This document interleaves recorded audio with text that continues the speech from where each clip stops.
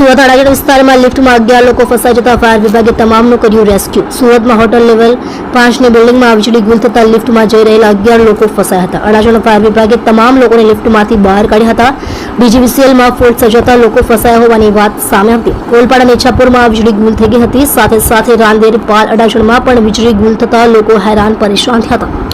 સુરતમાં હોટલમાં જમવા જઈ રહેલા 11 લોકો બાળકો સાથે લિફ્ટમાં ફસાઈ ગયા હતા। લિફ્ટ શરૂ થઈ અને અધવચ્ચેથી વીજળી ગુલ થતા તમામ લોકો ફસાઈ ગયા હતા, જેના કારણે અડાજણ ફાયર વિભાગ તાત્કાલિક દરવાજો ખોલી તમામને બહાર કાઢ્યા હતા। લિફ્ટમાં ફસાઈ ગયેલા લોકોને રેસ્ક્યુ કરી બહાર કાઢ્યા હતા। સૂત્રો તરફથી મળતી માહિતી પ્રમાણે વાત કરવામાં આવે તો ડીજીવીસીએલ વીજ કંપનીમાં મોટો ફોલ્ટ સર્જાયો હતો, જેના કારણે આ ઘટના બની હોવાની વાત સામે આવી છે। 4 દિવસ પહેલા પાલિકાની લિફ્ટ ખોટકાઈ હતી। પાલિકાની મુખ્ય કચેરી ખાતે લિફ્ટ ખોટકાઈ જતા એક અધિકારી ફસાઈ ગયા હતા। ફાયર લિફ્ટનો દરવાજો સાધનોની મદદથી ખોલ્યો હતો।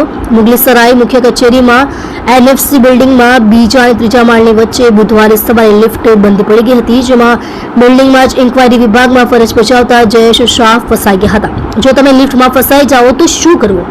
લિફ્ટમાં ફસાઈ જાઓ ત્યારે તમે સૌથી પહેલા એલાર્મ બટન દબાવવું જોઈએ। આની મદદથી લિફ્ટ મેનેજર કે આખી બિલ્ડિંગને જાણ થઈ જશે કે કોઈ લિફ્ટમાં ફસાયું છે। તેનાથી જલ્દીથી તમારી મદદ માટે લોકો પહોંચી જશે। આ પછી લિફ્ટમાં આપેલ ફોનનું બટન દબાવો અને લિફ્ટમાં ફસાઈ જવા વિશે સિક્યોરિટી ગાર્ડને જલ્દી જાણ કરો।